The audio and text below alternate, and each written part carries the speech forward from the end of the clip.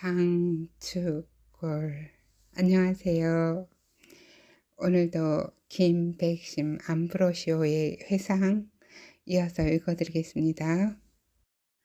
잘못하다가 관원에게 발각이라도 되면 김대건 신부님 맹키로 최양옥 신부님도 무사하기가 어려울 것이니 조심하고 또 조심해야 할 거요. 하도 중요한 사안이어서 이 사실을 비밀리에 하기로 하였다가 목자들께서 교우촌에 알려도 된다는 결정을 내린 것이오. 그러니 발각되지 않도록 명심하고 또 명심해야 할 거요. 조심하는 일은 10번을 강조하여도 부족하지 않아 반복해서 하는 말이니 행동과 말들을 조심하기 바라오. 아이고, 그럼요. 조심해야 하고 말고요. 요즘은 폭격들뿐만 아니라 외인들이 더 박해를 심하게 하고 있다는 야그들이 많아요. 신자들 마을만 습격해서 사람을 개패도 때리고 세간이고 뭐고 다 들고 간대요. 그뿐이요. 드레미에 놓은 짐승과 집안에 있는 짐승 등까지 다 끌고 간대요. 그러니 각별히 조심해야 하고 말고요. 하며 교우 하나가 맞장구를 치며 말한다. 그렇소. 그러니 여기서 나온 말은 외인들뿐만 아니라 교우들끼리도 조심해야 할 거요. 앞으로 어디를 가더라도 여기서 한 말은 꺼내지 말고 그가 교우일지라도 말을 하지 않는 것이 좋을 것이요. 알겠어요. 하며 모두들 대답을 한다. 김백심은 민 회장을 쳐다보며 저의 말은 끝났습니다. 당부나 하실 말씀이 있으시면 하시지요 하며 추가로 할 말이 있는지 묻는다. 민 회장은 여러 가지 말로 발각되지 않도록 조심할 것과 기도와 애덕의 실천을 행하도록 덧붙여 이야기를 한 뒤 여인들과 아이들을 불러 묵주 신공과 망과를 함께 바쳤다. 기도가 끝나고 몇몇 교우들만 남고는 다른 교우들은 돌아갔다. 그곳에는 김백심의 아들도 함께였다. 먼 길 다녀오시느라 고단하시지 않으십니까? 민 회장이 물었다. 고단하긴요. 이런 좋은 소식을 들으니 오히려 고단함이 풀립니다. 하하하, 김 원장님 다운 말씀이십니다. 별 말씀을요. 그나저나 목자들이 안전해야 우리들이 살 길인데 너무 내놓고 이야기를 한 건 아닌지 모르겠습니다. 교우들을 순방하다 보면 다 알 일이니 숨길 만한 일은 아니지요. 그건 그렇습니다. 내 오늘 베티에서 들은 이야기가 하나 있는데 공공연하게 내돌릴 이야기는 아니지만 감동적인 이야기여서 들려드리고 싶은데 회장님 괜찮겠습니까? 그럼요. 지들이 들어도 괜찮은가요? 암요. 입 조심만 한다면 얼마든지요. 지명을 내면 서로에게 어려움이 생길 수도 있으니 지명은 빼고 여러분께 돌려드리겠습니다. 경상도 어느 곳에 김아무개라는 양반이 어떻게 해서 천주님을 알게 되었다는 이야기입니다. 양반은 외인으로 한간에 떠드는 천주교 교인들에 대하여 들은 모양이요. 그는 선행과 바른 정신으로 살아가고 있는 천주교 신자들의 삶에 대하여 기이하게 여기고는 천주교의 가르침에 관심을 가지게 되었다는 것이요. 그 가르침을 공부하다가 감동하여 영세도 받지 않고 천주님께 기도를 하기 시작한 모양이요. 그런데 그 양반이 기도 중에 주님을 영접하였다는 것이요. 그 양반집 가족들은 모두 열심한 불교 신자였고 천주님을 아는 이는 오로지 이 선비뿐이었소. 선비는 가족들을 모아놓고 천주님을 믿을 것을 권고하였으나 다 커서 어른이 된 자녀들과 부인은 받아들이려 하지 않았다는구려. 그도 그럴 것이 천주님을 만난 이 선비가 집안에 있는 모든 재산을 가난한 이들에게 나누어 주고 그 자신도 하인들과 어울려 일하며 노비들을 풀어주었다는 것이요. 때문에 가족들은 불만으로 가득 찼던 것이요. 이렇게 열심한 이 양반은 천주님을 알기 위해 사방으로 노력하다가 신앙인들만 모여 사는 곳이 있다는 것을 알게 되었다고 하오. 그 양반은 자식들의 반대에도 불구하고 천주님을 따르기 위해 무진 애를 쓰며 신앙의 길을 찾았던 것이요. 어디에서 어떻게 예수님을 모셔야 할지, 자신처럼 신앙생활을 하기 위해 모여 사는 사람들을 어떻게 만날 수 있을지를 고민하며 여기저기를 헤매다가 어느 깊은 산속에 교우들의 비밀 신앙 공동체를 찾아내고는 그리로 거처를 옮기기 위해 다시 자녀들을 모이게 하였소.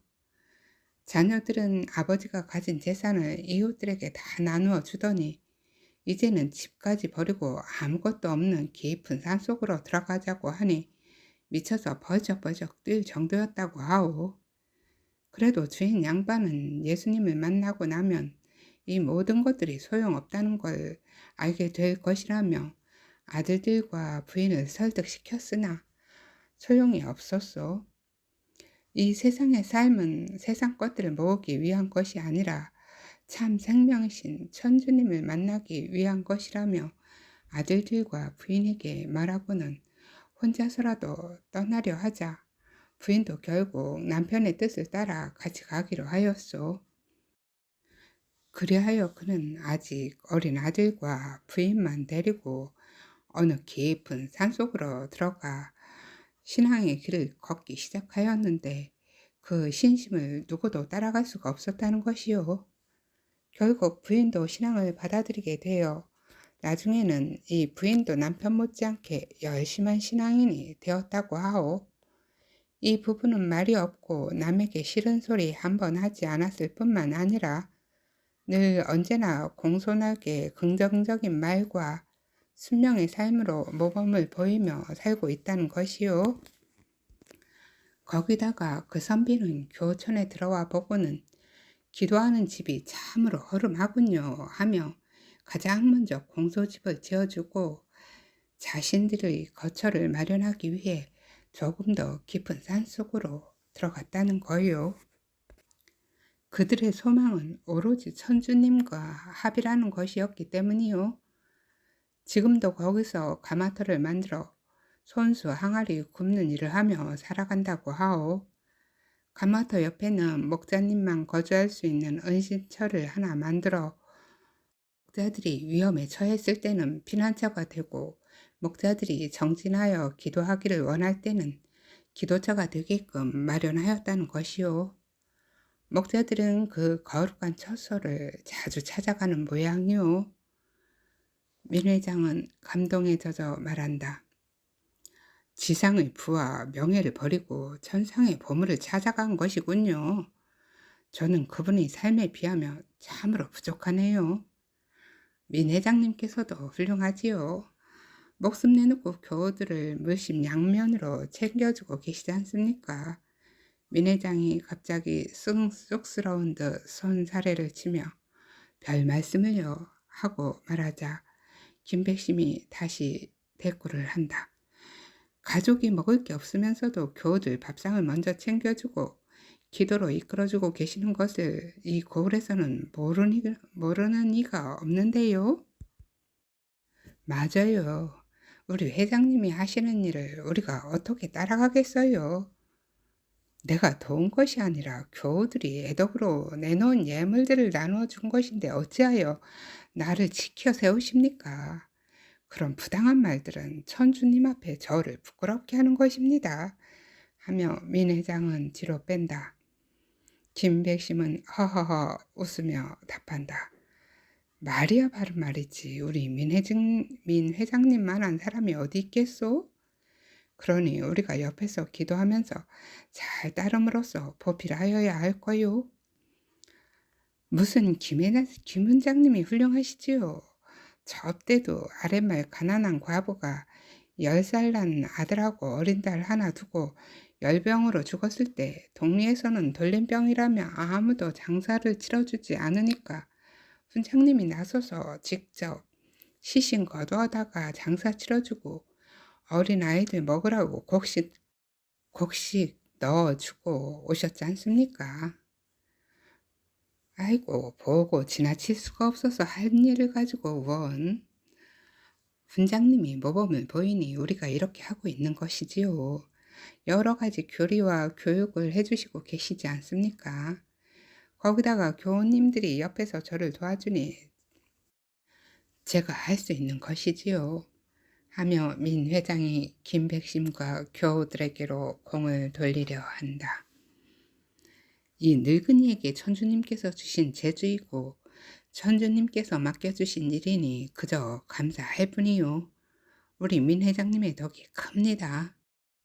무슨 저희 덕이 하며 민윤명이 쑥스러워하자 교우들이 정색을 하며 대답을 한다. 우리는 두 분이 가르쳐 주시는 대로 할 뿐이어요. 왜 이 마을들이 어려울 때는 포졸들이 삼엄하게 깔려있는데도 목심 걸고 도와주는 거 쭉 봐왔는디 우리가 무슨 할 말이 있겠어요? 그렇다. 모든 신앙 공동체가 그렇듯이 이 마을도 철저하게 천주님을 모시며 바른 신앙의 길을 가기 위해 노력하는 비밀 신앙 공동체인 것이다. 외부 사람들에게는 화전민들처럼 가장하고 들어왔지만 양순하고 바른 덕행을 실천하여 이웃 마을의 모범이 되기도 하였다. 이 마을 사람들에게 김백심은 아버지와 같은 인물이었다. 신앙의 삶이 온몸에 배어있는 그는 육신의 삶과 영적인 삶을 이끌어주며 직접 모범을 보여주는 참 신앙의 아버지였다.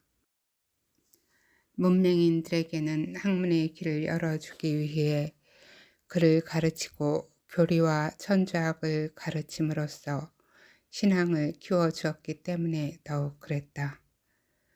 이제는 마을 공동체에 있는 아이들의 글 공부는 김백심의 아들들의 몫이 되어 이어지고 있다.